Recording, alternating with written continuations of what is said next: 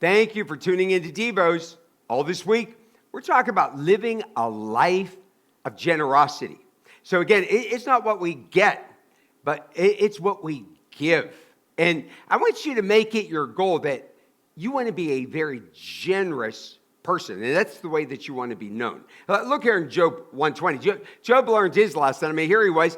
He didn't do anything wrong, but he's very wealthy. He worked very hard. He loved God. Now, I want you to notice God greatly blessed him because of his hard work and because of his love and his devotion, obedience to God. Look here in verse 20.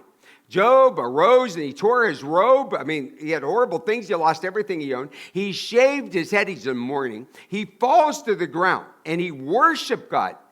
Boy, that's great. When you lose it all, you turn to God, you worship him. And he says, naked I came from my mother's womb, and naked shall I return. Oh, the Lord gave, and the Lord has taken away. Blessed be the name of the Lord. Now, do you think you could say that if you lost everything you had? I mean, it's amazing when we see this here with Job. Listen, don't live for time. Live for eternity. I can't stress this enough. Living for time is the time we have in this world. Don't live for the vacation. Don't live for the wedding coming up. And that's wonderful. Don't live hoping to get that promotion. It's not wrong to have those things.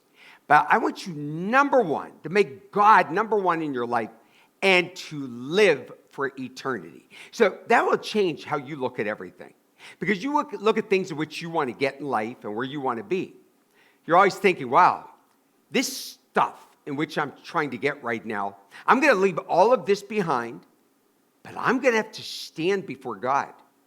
And I want to be as much like Jesus as I can before I leave this world. And he gave away his life for us. Look at Ecclesiastes 5, verse 15.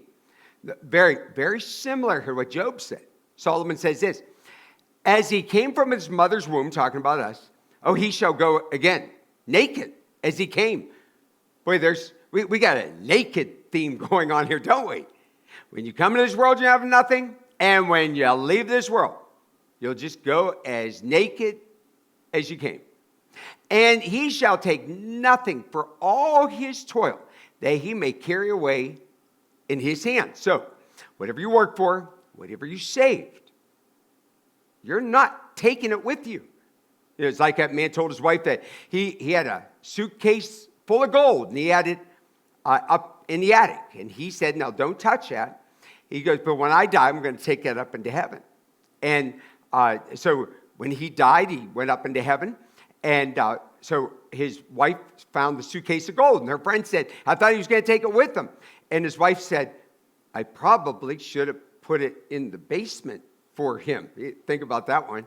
Hey, listen, you can't take that stuff with you. I had one man, he had a special item of which he had saved all his life. And he said, now, Pastor Mike, when I die, now it was worth some money.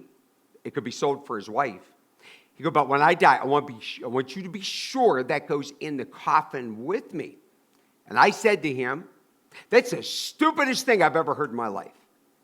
When you leave, you leave. We don't take this stuff with us. Look, I want you to see the end at the beginning. See the end right there at the beginning. Because if you did, then you'd only live for him. I want you to be a giver.